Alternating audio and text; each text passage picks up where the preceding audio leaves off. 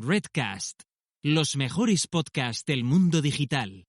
La vida social está asentada en la autoridad. Desde una perspectiva humana, la evolución alcanzó un momento crucial cuando los animales empezaron a vivir en grupos y la autoridad y sus precursores, la dominancia y la sumisión, lo hicieron posible. En las sociedades primates podemos encontrar estructuras de dominancia que van desde jerarquías rígidas a fluidas.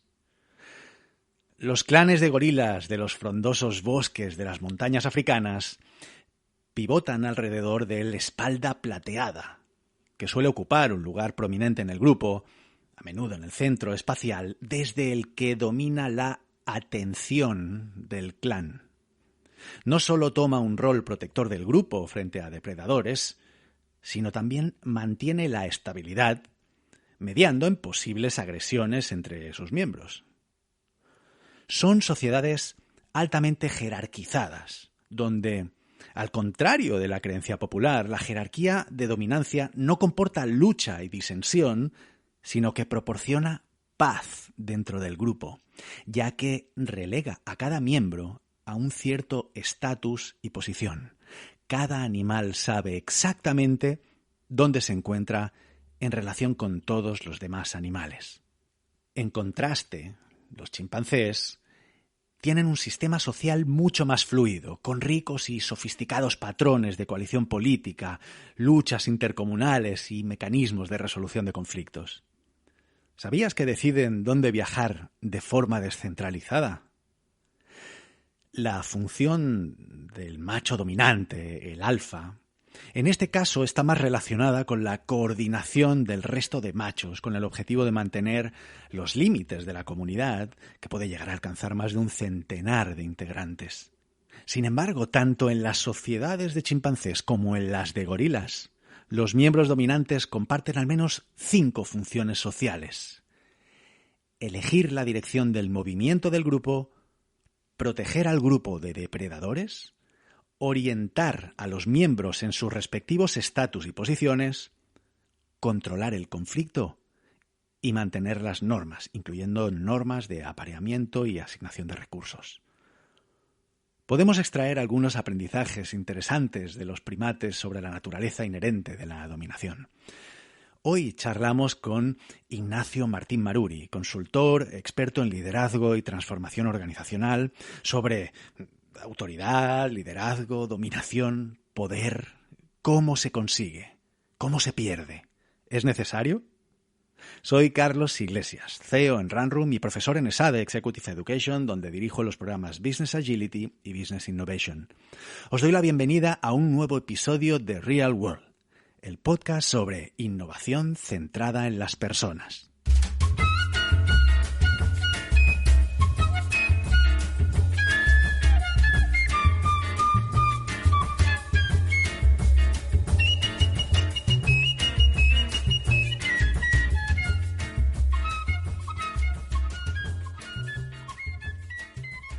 Estoy seguro que los y las oyentes más veteranas habéis levantado una ceja al final de la entradilla. ¿Cómo que innovación? No sé qué. ¿Qué ha pasado con lo del podcast sobre Customer Experience y negocio digital? Os cuento. 3 años han pasado desde el arranque de este podcast. Hace ya algún tiempo que siento que la línea editorial que he ido tomando ha limitado en cierta manera algunos temas que me gustan, por no estar del todo alineados ni con experiencia de cliente ni con negocio digital en sí mismo. Y dándole vueltas me doy cuenta de que en realidad todos y cada uno de los episodios que he publicado hasta hoy tienen que ver precisamente con la innovación. Innovación a nivel de experiencia de cliente, a nivel de operaciones, de procesos, a nivel de cultura, a nivel incluso de tecnología o de diseño de producto y de servicios. De manera que he decidido simplemente ampliar la conversación.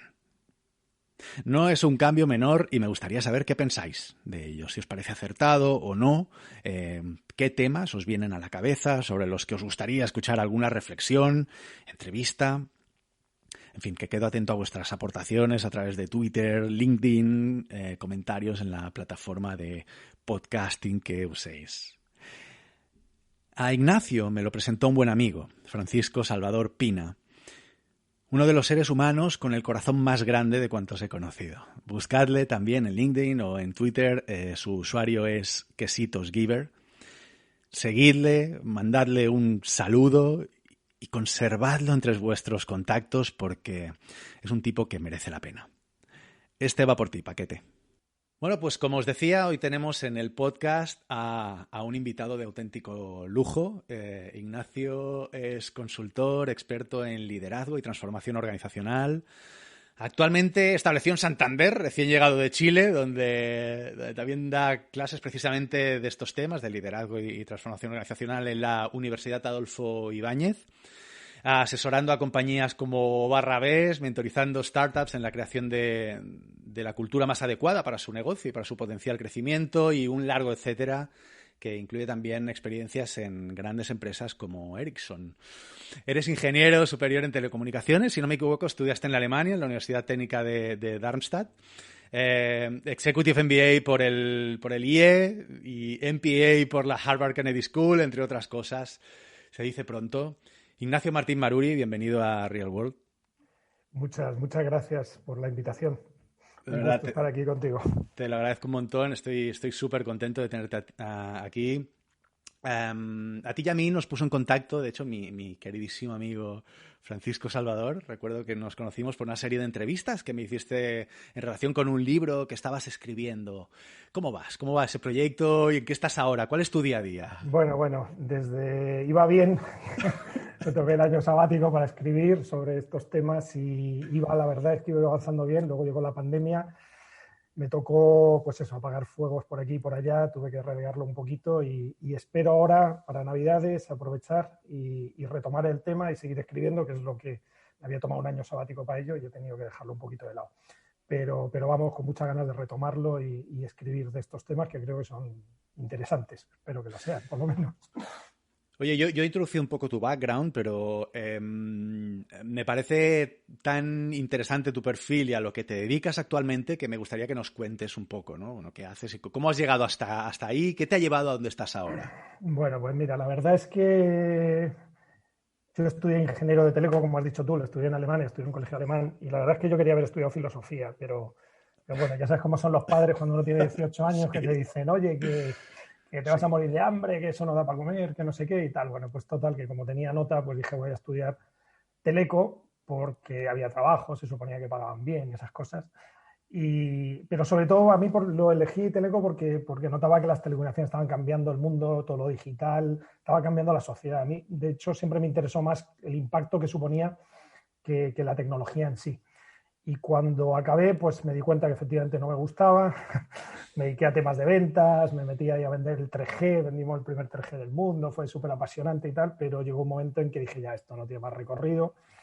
Me fui a una fundación a trabajar en temas sostenibles, porque buscando propósitos y esas cosas en la vida, aquello acabó como el Rosario o la Aurora. ¿Sí?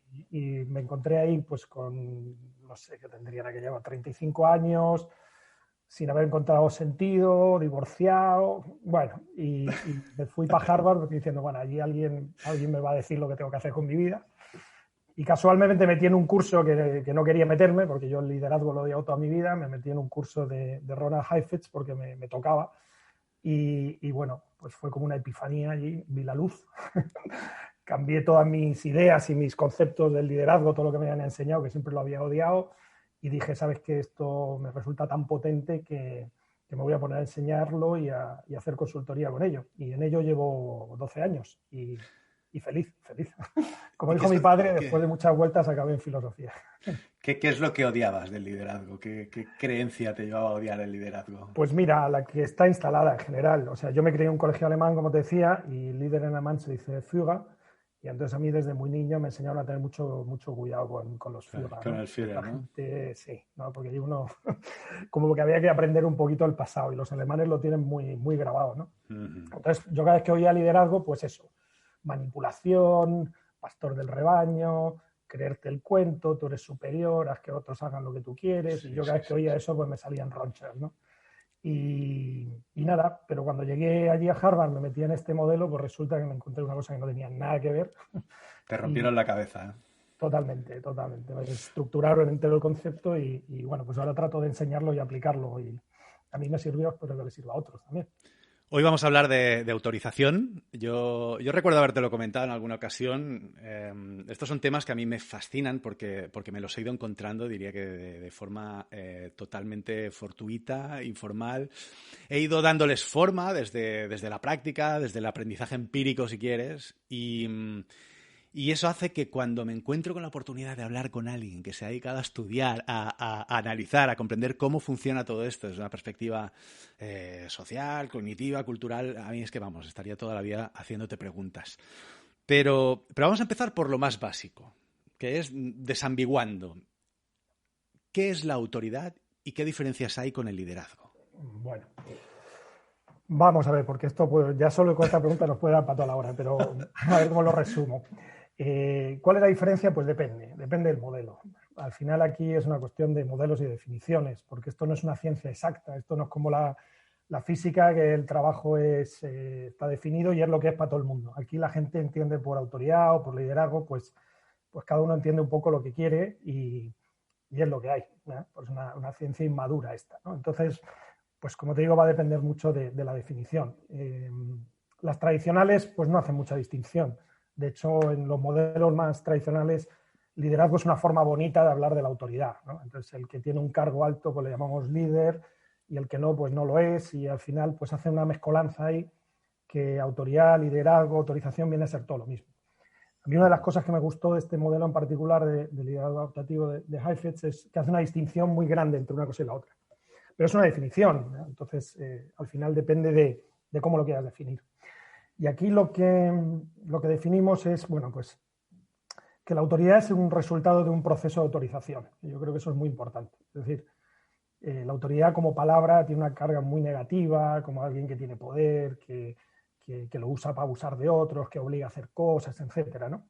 Y en este modelo no. En este modelo hablamos de autoridad como el resultado de una autorización. Es decir, yo te autorizo y en el momento que te autorizo te estoy dando autoridad. Entonces es el resultado de un proceso en el que ambas partes están involucrados, ¿eh? Aquí no estamos hablando de que alguien obligue, ¿no?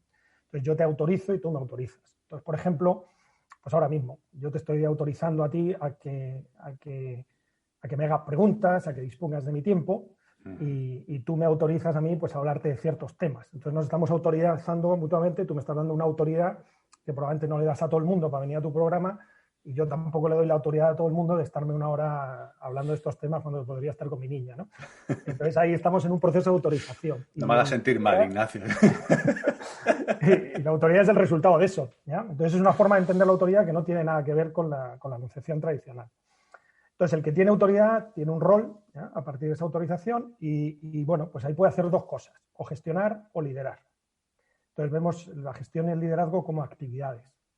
Entonces, cuando tú tienes un rol con un cierto grado de autorización, el que sea, pues tú puedes usar esa autorización para gestionar algo o liderar algo. Entonces, la diferencia es que gestionar es manejar lo que ya se conoce, ¿no? Gestionar es, por ejemplo, pues arreglar un ordenador que se ha estropeado y entonces, bueno, pues viene la persona a la que autorizamos y lo arregla, ¿no? Y entonces está gestionando eso o está gestionando, pues, no sé, el pago de nóminas o lo que sea. Y hablamos de liderazgo cuando esa persona que tiene esa autorización lo usa para promover cambio. Esa es como la distinción. Liderazgo es generar cambio. Si no es generar cambio, pues no estás ejerciendo liderazgo como actividad. Y eso un poco ya serían las grandes distinciones, ¿no? Autoridad como resultado de la autorización, que la uso bien para gestionar algo conocido o bien para generar un cambio. Qué interesante. Son realmente, es verdad que depende un poco de como tú decías, del modelo, ¿no? También se suele, no sé si confundir o relacionar, pues, liderazgo o autoridad con la dominación o con el poder, ¿no? ¿Qué diferencias hay? Bueno, entiendo que la autoridad ya lo has dejado bastante claro, en el sentido de que la autoridad es precisamente tiene que haber autorización, ¿no? Yo te autorizo. Pero ¿puede haber autoridad con dominancia? Bueno, bien, de nuevo, y aquí va a ser todo el tiempo lo mismo, es una cuestión de definiciones. Y nosotros aquí en este modelo hacemos una distinción muy grande entre la autoridad, que procede de una autorización, y la dominación, ¿ya? La dominación se produce cuando la otra parte se ve coercionada de una manera tan importante por el uso de la fuerza que efectivamente no le queda más remedio, ¿ya? Es decir, si ahora viniese, no sé, un atracador, me pone una pistola en la cabeza y me pide la cartera, yo no le estoy autorizando, ¿ya? Me está dominando, ¿ya? En ese sentido, yo no es que le esté dando un poder a esa persona porque espero algo de esa persona me está poniendo un arma en la cabeza y no me queda más remedio. Entonces nosotros ahí hacemos esa distinción entre dominación, que es el uso coercitivo de una fuerza grande, que supone un riesgo para mi vida generalmente, o la autorización, que es el espacio en la que yo te concedo ese poder, en la que espero que ese poder que te estoy dando lo uses de una manera que cumpla mis expectativas, que es muy distinto, ¿no? Hay un grado de libertad que en la dominación no existe, ¿no? Entonces esa también es una distinción muy importante. Y de nuevo, muchas veces se mezcla, ¿no? La persona que tiene autoridad se le ve enseguida como una persona que domina. Y no es el caso. De hecho, la mayoría de las veces no sucede así, pero igual lo mezclamos mucho. ¿Sí? Es fascinante. Yo ahora estaba pensando, ¿no? Conviertes los sustantivos en adjetivos y cómo cambian y cómo se matizan, ¿no? Ser autoritario, ser poderoso o ser dominante, es que adquieren unos significados, ¿no? Y es más, yo creo que nos fascina el poder. No sé si nos fascina tanto tener autoridad, porque tener autoridad, en cierta forma, de alguna forma, ¿no? Yo también estoy entendiendo que si tú me autorizas, me autorizas mientras yo esté satisfaciendo algo, ¿no? Un servicio, una necesidad. Entonces, claro, nos fascina más el poder que la autoridad. Estoy rizando el rizo hoy. Sí, yo creo que sí, porque al final, mira, o sea, la idea de autoridad que te estoy transmitiendo es que yo te autorizo porque te doy poder. Sí.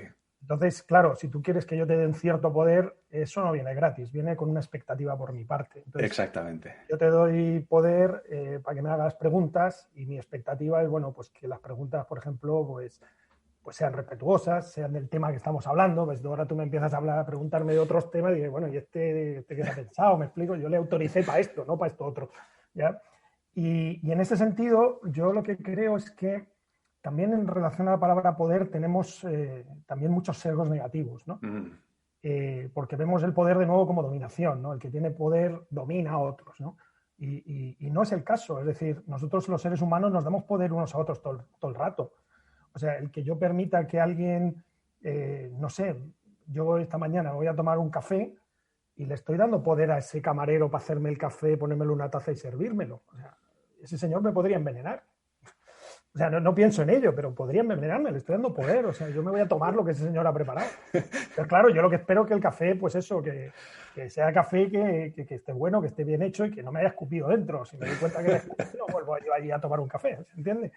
Pero hay una entrega de poder. Lo que pasa es que como vemos el poder siempre de esta manera, así como las grandes autoridades que controlan el mundo y no sé qué, nos damos cuenta que en toda interrelación humana hay un intercambio de poder. En toda. No hay forma de yo vincularme con alguien sin darle algún tipo de poder, aunque sea el poder de disponer de mi tiempo 2 minutos. Bueno, es que eso es poder, joder. Es que claro. Sí, es que en ese sentido es como la base de nuestras relaciones sociales, ¿no? Y la base de la confianza en sí mismo. Es lo que te iba a decir. Al final es muy interesante porque yo no te puedo confiar en nadie si no le doy poder. Entonces, de hecho, la demostración de la confianza es que yo te doy un poder que tú podrías usar en mi contra, que me afectaría negativamente, y a pesar de eso lo hago. Entonces, ese espacio de vulnerabilidad en el que yo me pongo con alguien en el que confío es una relación de poder.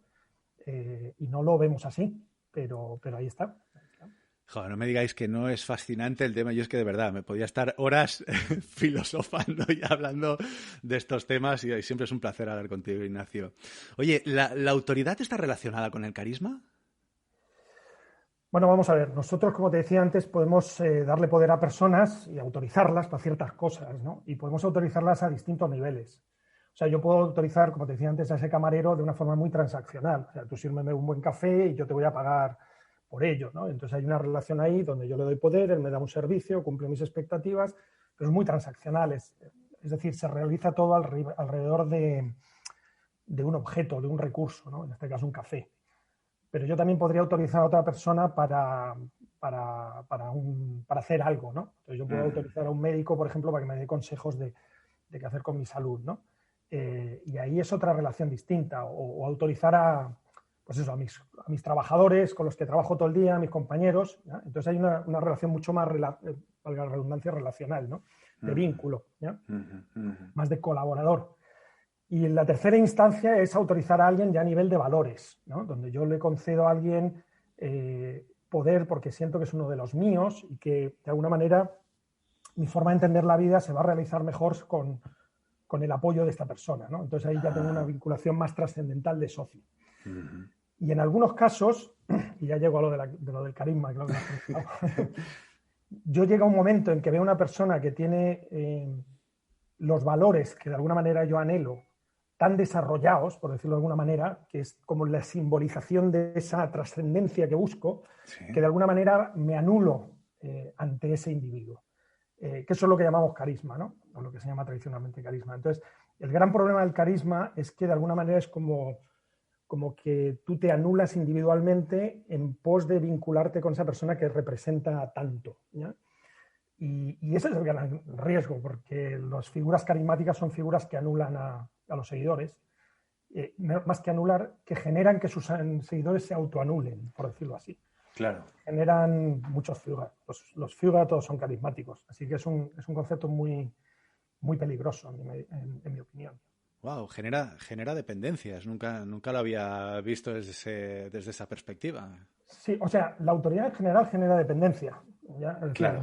Yo dependo del camarero para que me traiga el café. Sí. Pero es una dependencia puntual, no pasa nada. ¿Ya? Yo sigo siendo yo. Yo trabajo con alguien y entre los dos trabajamos juntos y yo también genero una dependencia, porque si él no hace su parte, yo no puedo hacer la mía. Pero de nuevo, yo no me anulo. El gran problema del carisma es que tú te vinculas con el otro, generas dependencia del otro, pero además como que inhibes tu individualidad, tu personalidad. Pasas a ser secundario frente a ese gran individuo. Y lo haces de forma voluntaria, es lo que hacen todas las sectas, ¿no? Donde al final la gente se anula porque el gurú lo ha dicho, el gurú es lo máximo, entonces yo no soy nada a su lado.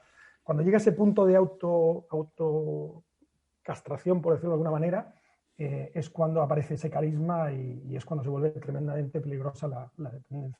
Entiendo. Claro, desde un punto de vista de una secta, comprendo el peligro. Desde un punto de vista de una organización, me lleva a pensar, ¿no?, en los fundadores de una organización, ¿no? Que es un tema que alguna vez tú y yo hemos hablado también. ¿Hasta qué punto, te diría, hasta qué punto es importante la herencia cultural de los fundadores o el carisma de esos fundadores? ¿Cuánto le imprime eso a la cultura de la organización?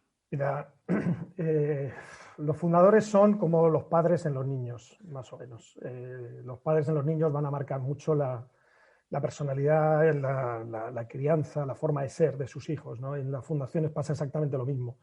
En la fundación de organizaciones. Cuando se junta un grupo, el fundador, que es la persona normalmente que tiene más poder, empieza a actuar de una manera determinada, ¿no? O sea, por ejemplo, cómo se toman decisiones, qué se escucha y qué no, cómo es el día a día, cómo nos vinculamos unos con otros, qué roles tienen unos y los demás allá. Entonces, de una forma muchas veces inconsciente, la personalidad del fundador crea una cultura. Cuando esa cultura es la adecuada para el negocio, pues hay muchas más posibilidades de que esa empresa, esa startup funcione. Cuando la personalidad del fundador tiene muy poco que ver con el negocio o va en contra del negocio o la gente que ha contratado, pues ahí empiezan a generar problemas, ¿no? Creencias limitantes, por ejemplo, en relación con el dinero, con el negocio. Sí, o en la forma de trabajar, ¿no? Yo, por ejemplo, lo digo alguna vez, ¿no? O sea, si tú, por ejemplo, no sé, has trabajado 20 años en el ejército, pues probablemente no montes una startup de diseño de ropa de moda, ¿me explico? No porque no tengas las competencias, es porque tu forma de ver el mundo, pues probablemente no va a generar el espacio creativo que buscas. Ahora, si me dices que vas a montar una empresa de seguridad privada, pues te diría, oye, pues probablemente sí. Y de nuevo, no es solo por las competencias, sí, es porque tu forma de entender el mundo, pues probablemente sea mucho más castrense, ¿no?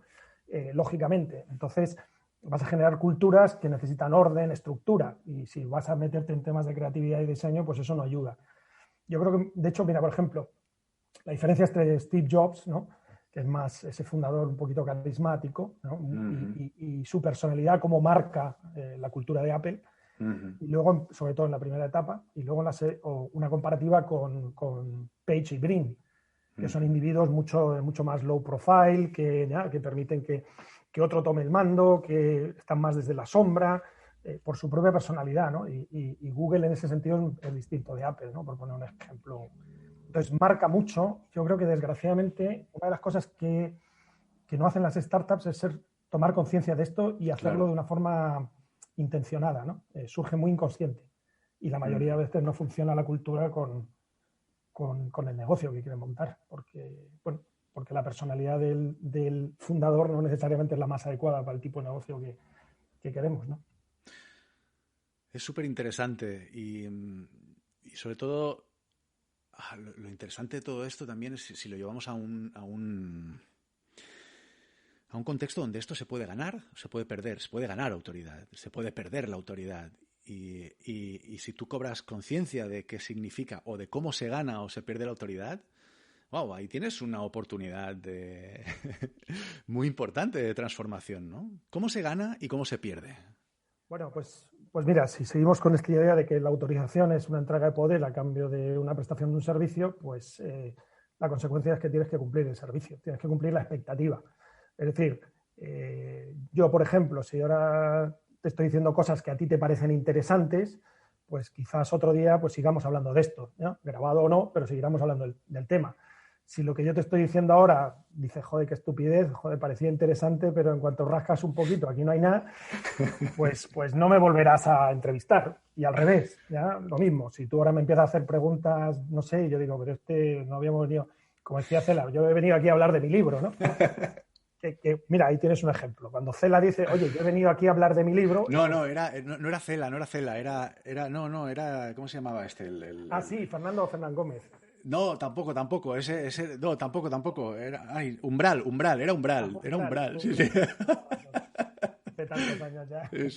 Sí. No, cuando Umbral dice, yo aquí he venido a hablar de mi libro, es porque, oye, yo te estoy dando el poder de hacerme una entrevista y tengo una expectativa, ¿ya? Que esa entrevista sea de mi libro, ¿ya? Entonces me estás hablando de no sé qué, no me interesa el tema, no quiero seguir y me levanto y me voy, ¿ya? Eso es, ahí se pierde la autoridad que había recibido el entrevistador en ese caso, ¿no? Entonces, si te fijas, ¿qué es lo interesante de esto? Es que es una cosa súper dinámica. Es decir, yo puedo estar perdiendo autorización con alguien y de repente, porque no cumplo su expectativa, y de repente decir algo interesante y devuelve la atención, ¿no? Y me vuelven a autorizar para... Esto, por ejemplo, le pasa a los comerciales. Cuando llegan a vender un producto y empiezan a hablar del producto y al rato se dan cuenta que el cliente se ha puesto a mirar ahí los WhatsApps, bueno, pues tú sabes en ese momento que no te están dando poder, no te están prestando atención, no te están escuchando, tú no dispones de su tiempo, porque no le estás dando el servicio que esperan, no están oyendo lo que querían oír. Y entonces, de repente, bueno, pues a lo mejor cambias de tema, le aciertas algo y de repente sueltan el móvil y empiezan a mirarte y dicen, anda, coño, esto sí, ¿ya? Entonces ahí has ganado de nuevo autoridad. Entonces, un proceso en tiempo real, dinámico, que efectivamente normalmente no tomamos conciencia de ello. Pero cuando tomamos conciencia de ello, bueno, pues podemos hacer un montón de cosas al respecto, ¿verdad? Pues sí, porque yo creo que no hay nada más aberrante para quien tiene el poder y para quien, digamos, que autoriza, que de alguna forma alguien que ostente el poder formal y sin embargo no tenga la autorización de los demás. ¿Me explico? Es decir, alguien que no tiene la autoridad, que no se ha ganado la autoridad, pero sin embargo tiene ese poder formal, ¿no?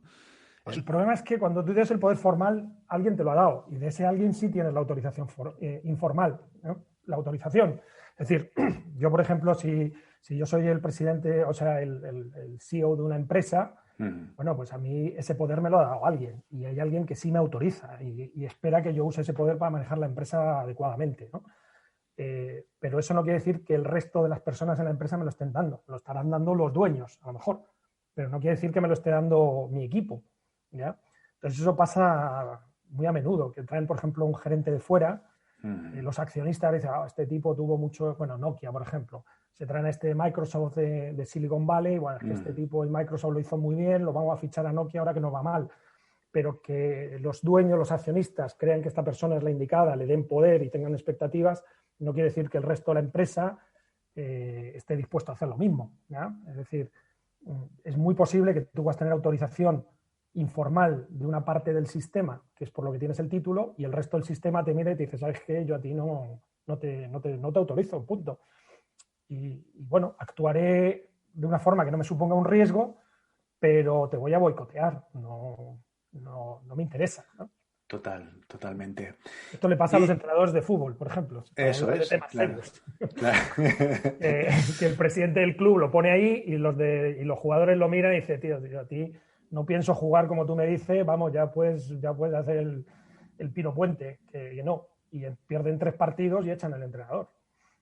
Oye, y en este sentido, ¿qué consejos le darías a alguien que llega como CEO a una nueva compañía, se encuentra con el percal que se encuentra y tiene que hacerse cargo? Sí. Hombre, pues yo creo que hay un par de cosas que son críticas. La primera es no confundir que tu nivel de autoridad formal corresponde al que tienes informal, ¿ya? Es decir, que el cargo, que es como... Bueno, yo a veces digo que esto es como el extracto del banco, ¿ya? O sea, el extracto del banco te dice el dinero que tenías el mes pasado, pero eso no quiere decir lo que tengas hoy. Esa es la primera cuestión. Entonces, cuando te hicieron gerente general o CEO, pues efectivamente tenías un cierto grado de confianza, ¿no? De validación por parte de los que te nombraron. Pero eso fue el día que te nombraron. Hoy en día, pues o habrás gastado eso no cumpliendo ciertas expectativas, o habrás cumplido las expectativas y habrás tenido más. Entonces, una de las primeras cuestiones fundamentales es darse cuenta que esto es dinámico y que no es el cargo el que te da la autoridad, ¿ya? Sino aquellos que te entregan el poder que se refleja en ese cargo, ¿no? Segunda cuestión, no pensar que porque algunos confían en ti, confía el resto del sistema. Esa es otra fundamental. A mí me pasó, cuando yo te comentaba antes que me fui a esta fundación a trabajar, pues sí, el directorio de la fundación confiaba en mí por mi perfil, y me dieron el cargo y me dieron poder, pero cuando yo llegué a la fundación y hablé con el equipo, pues no cumplí para nada sus expectativas y me dieron como un problema más que una solución y bueno, empezaron los problemas entre nosotros. Entonces yo por un lado tenía la autorización de los de arriba, pero no la tenían los de abajo y me quedé en medio y bueno, ahí surgieron mil problemas que acabaron muy mal. Entonces, si no tomas conciencia de eso, pues difícilmente vas a tener herramientas para poder gestionarlo, ¿no? Entonces, lo primero es darse cuenta. Por tanto, haber sido capaz de entender cuáles eran las expectativas de tu equipo, ¿no? En el momento en el que tú llegabas hacia ti, hubiera ayudado un montón, entiendo. Pero como yo no sabía de esto, porque esto lo aprendí después, pues yo llegué, pues como llegamos la gente cuando te dan un cargo, llegas como un poquito inflado, aquí pecho pavo, yo ya lo tengo, yo tengo muchos éxitos, yo además he hecho ya tantos másters, yo ya me las sé y vamos directo a la tarea, ¿no? Pero el grupo que te mira dice, bueno, tú ahora tienes poder y qué puedo esperar de ti y lo que estoy oyendo no me convence y sabes qué, te voy a boicotear, pues como el equipo de fútbol al entrenador, ¿no? Y si no tienes conciencia de eso, pues es muy fácil que te pase, claro.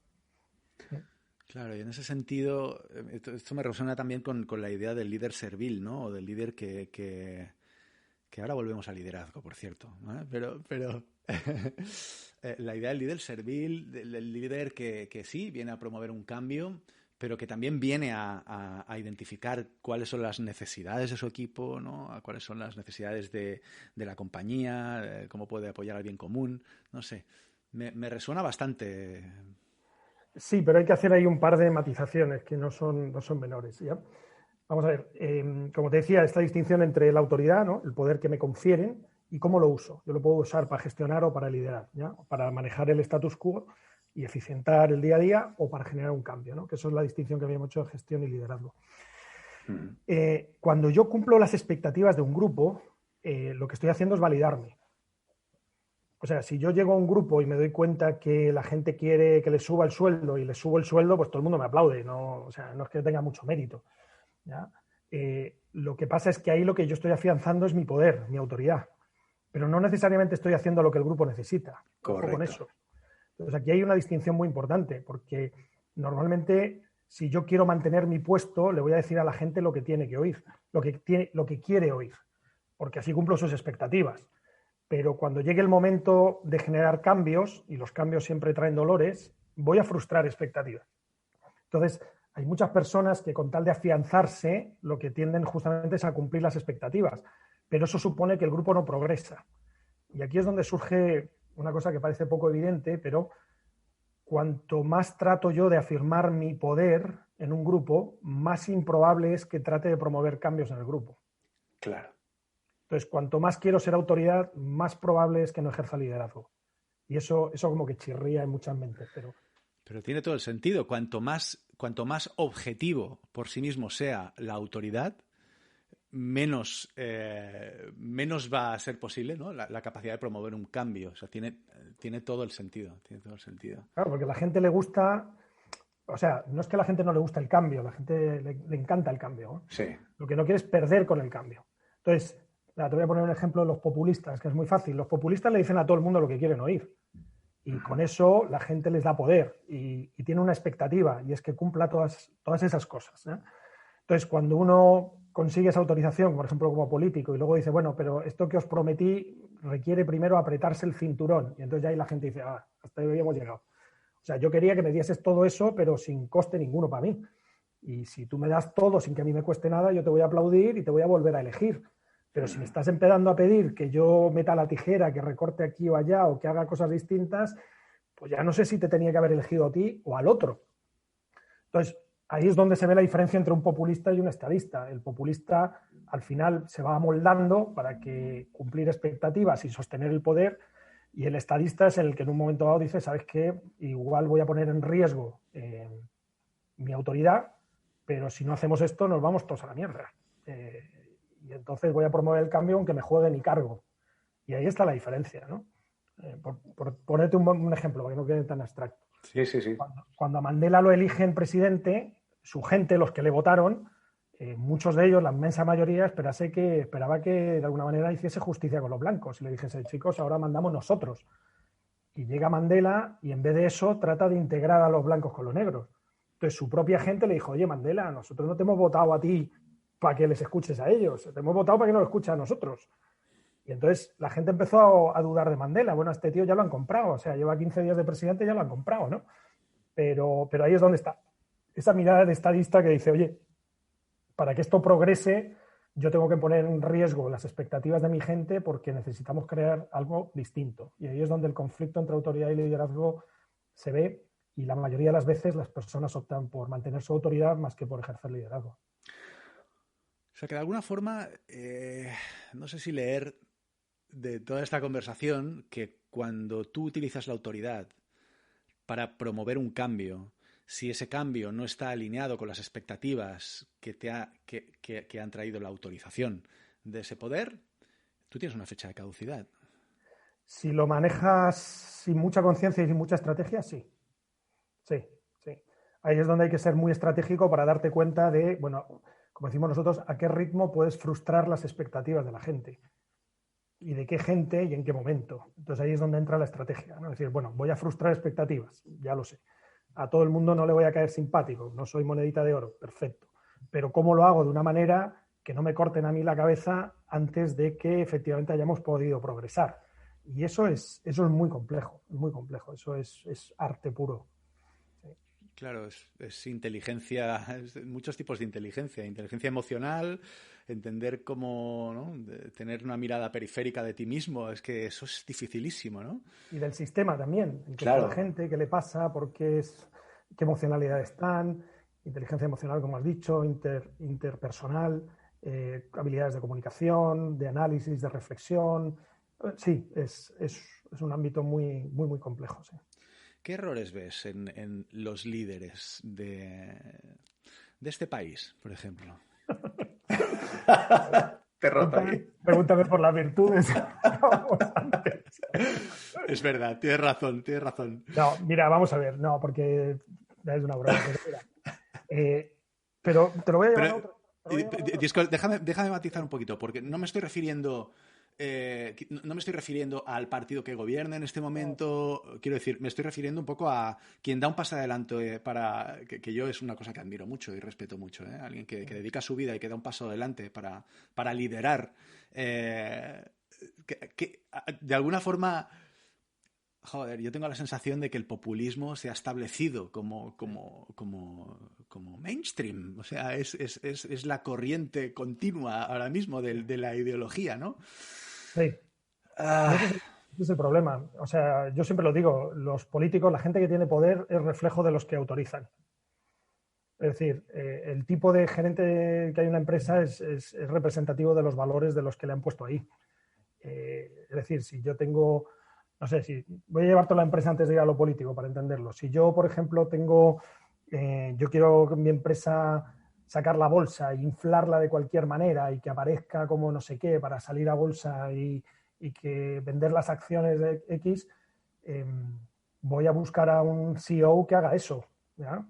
Porque esos son los valores. De alguna manera yo le estoy diciendo, oye, promuéveme porque ahí están mis expectativas, ¿no? Uh-huh. Entonces, claro, cuando yo voy a votar y voto populismo, las personas que voto van a actuar populistas, porque por eso las he votado. Entonces, de nuevo, van a preferir mantenerse en el poder cumpliendo las expectativas de sus votantes más que generar espacios de, oye, ¿sabes qué? Tenemos que vincularnos con el de enfrente y algo tendremos que ceder, porque ese tipo de personas es muy fácil llamarles traidores. Entonces, la gente no quiere que se dude, y para que no se dude, pues tienen que ser más papistas que el Papa.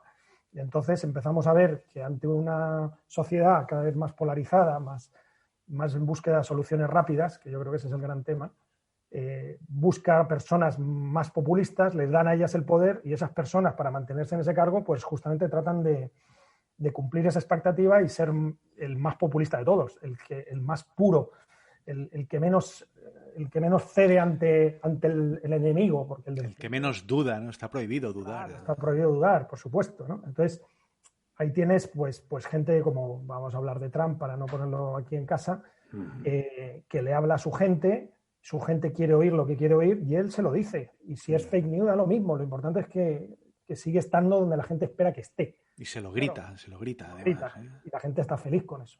Sí, Entonces eso pones a 5 o 6 Trumps juntos en un parlamento y pues oyes pues lo que oímos aquí, en el fondo. Desgraciadamente, pero no tiene que ver tanto con ellos como con lo que busca la gente. Si es que ese es... ¿Cómo se cambia esto? ¿Cómo se cambia, Ignacio? No lo sé, porque... Gracias, porque esa respuesta es la honesta en realidad. Sí, pero bueno. Lo único que sé que en un mundo complejo la gente busca... Mira, hay una frase de Mencken que a mí me gusta mucho, que dice que para todo problema complejo siempre hay una solución rápida, sencilla y equivocada. Y yo creo que es en la que estamos, ¿no? O sea, estamos en un mundo hipercomplejo, con unos vínculos de relaciones internacionales, unos niveles a todos los niveles hiper difíciles de gestionar. Además, súper dinámico, unos cambios a toda velocidad, que las cosas pasan y ya no sabemos ni lo que ha pasado. Y en ese mundo de tanta complejidad y tanto dinamismo, la solución fácil es que venga alguien con carisma a decirte, déjalo en mis manos, relájate. Tranquilo. Yo puedo. Y entonces, claro, cuando la gente está en esa situación, y es normal que esté en esa situación, por el mundo en el que vivimos hoy en día, pues es un terreno fértil para que llegue alguien diciendo, yo tengo la varita mágica, confía en mí, anúlate y déjalo en mi mano. Y entonces, pues bueno, eso es lo que yo creo que está pasando a nivel mundial en todas partes, no es de aquí. Y eso tiene mal arreglo, además. Tiene mal arreglo, total. Es lo que estaba pensando. Es que difícil. ¿Qué podemos hacer con esto? Más que basarnos en la educación, ¿no? Es que le pedimos tantas cosas a la educación. Ayer precisamente estaba hablando de sesgos de género y de todo tipo de sesgos, ¿no? de brechas, de brechas, de injusticias. Y al final es que, de nuevo, ¿no? Siempre empiezas a dar pasos hacia atrás y claro. Y hace poco escuchaba que la calidad... El problema de la democracia, ¿no? Es que la calidad democrática, la calidad de una democracia depende directamente de la calidad de sus individuos, de la calidad de los individuos que están precisamente autorizando ese poder, ¿no? Correcto. Sí. Entonces, hay que formarse, Sí, lo que pasa es que hoy en día yo creo que hay un tema ahí también, y aquí a lo mejor se me nota en la edad también, ¿no? Pero hay un tema de todo tiene que ser muy rápido, todo tiene que ser muy superficial, los mensajes tienen que calar en 30 segundos, un vídeo que dura más de 2 horas no lo ve nadie, todo tiene que ser muy audiovisual, muy poco abstracto. Entonces, claro, cuando simplificamos nuestra forma de mirar la vida y mirar el mundo con mensajes muy cortos, muy de marketing, todo muy sencillito, cuando darnos una hora para hablar de filosofía, que estamos aquí tú y yo, es perder el tiempo porque esto no lo va a oír nadie, pues ya desde ahí pues es luego muy difícil poder enfrentar la complejidad del mundo porque al final nos limitamos a golpes de efecto. Entonces pues es muy fácil generar fake news porque la gente tiene muchas ganas de pensar que con eso basta. Y eso yo creo que está creciendo, que eso es lo que más me preocupa, ¿no? Que va a más. Y si cada vez tenemos menos capacidades para entender la complejidad y el mundo cada vez más complejo, pues 4 se van a manejar esto de alguna manera que nos quedemos todos tranquilos y en el fondo esté todo controlado, ¿eh? Y no estoy hablando de teorías de la conspiración de estas de las que se oyen ahora con el COVID, ni muchísimo menos, sino de una evolución donde la gente renuncie justamente a la capacidad de análisis complejo en pos de alguien que prometa felicidad, entendido felicidad como hedonismo, como consumo, como disfrute, experiencias, y que yo creo que es para donde para donde está yendo esto. Cuánta razón, Ignacio. Me siento un poco revolucionario ahora mismo, después de escuchar. Oye, ¿se puede sustituir la autoridad por normas explícitamente declaradas? Es que las normas son también un reflejo de una autoridad. ¿Me explico? Es decir, la autoridad no tiene por qué personalizarse en un individuo. Puede institucionalizarse puede vincularse a una institución, ¿ya? Por ejemplo, te voy a poner una institución o las normas de una institución. Ahora, volviendo a Trump, ¿ya? Cuando Trump decide que no apoya más a la OMS, él está desautorizando a toda la institución. El poder que él daba, ¿ya? Toma mi dinero, ¿ya? Y mi obediencia, ¿ya? A tus mandatos con una expectativa.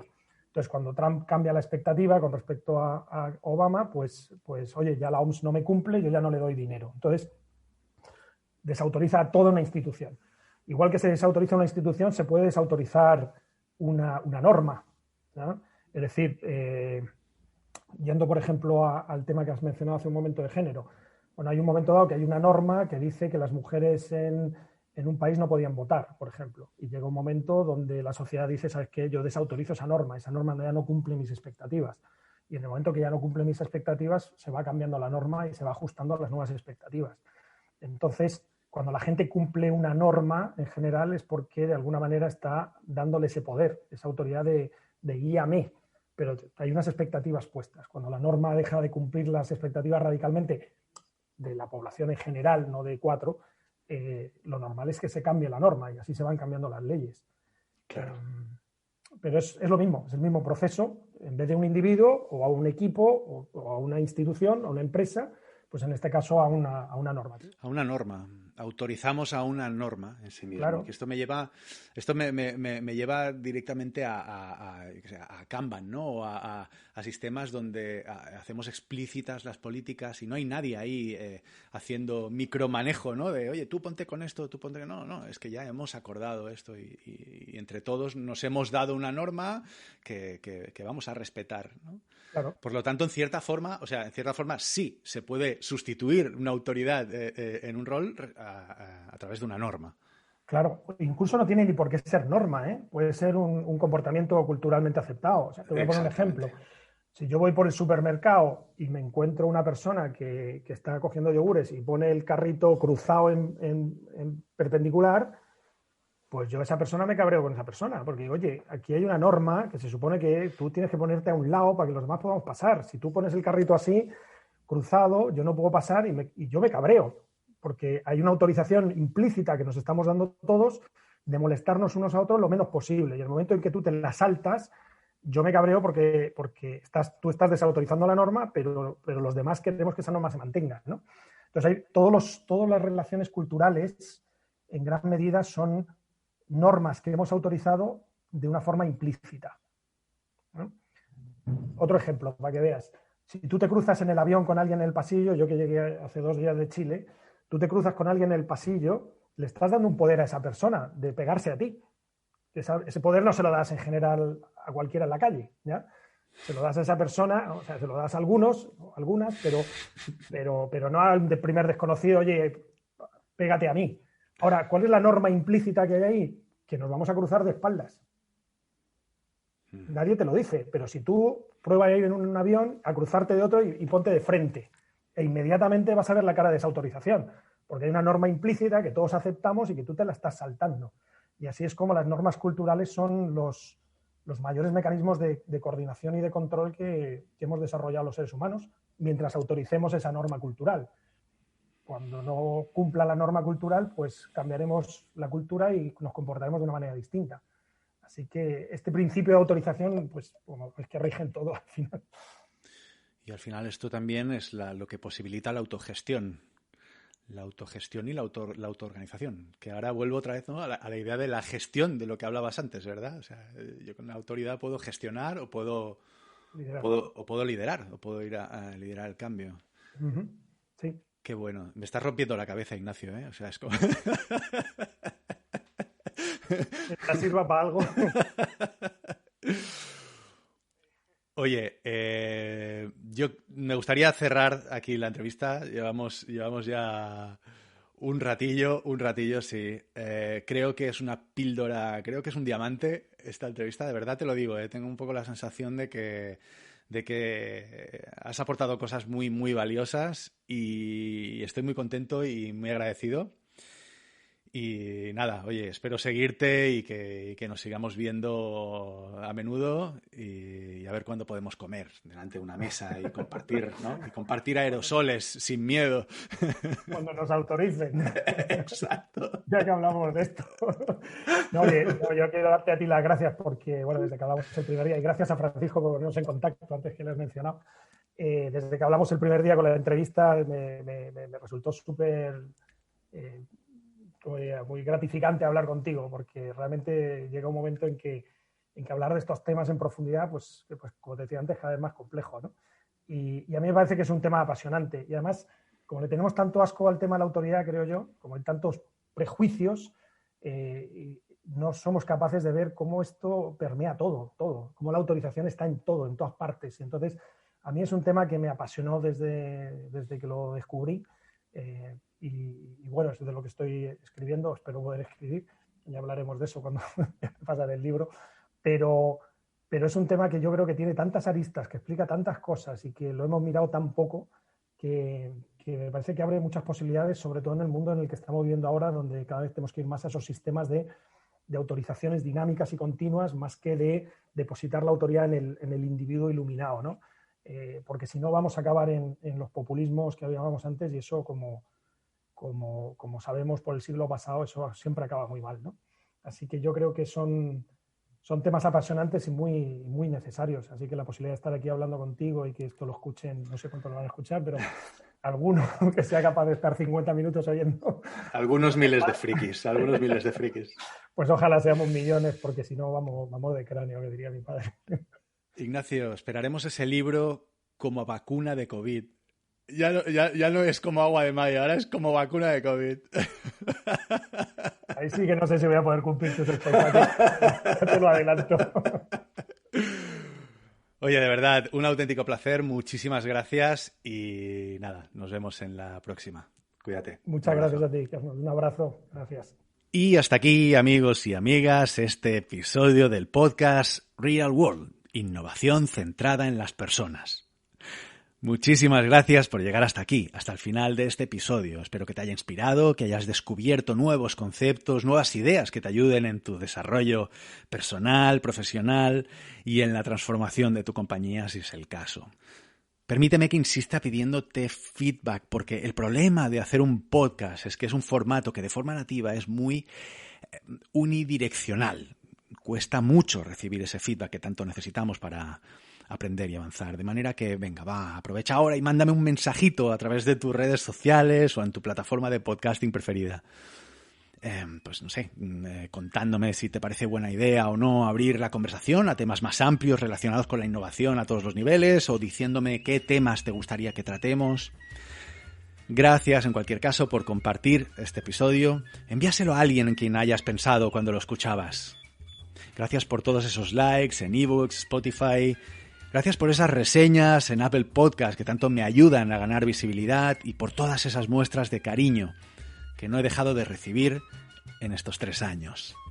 Un fuerte abrazo y os espero en el mundo real.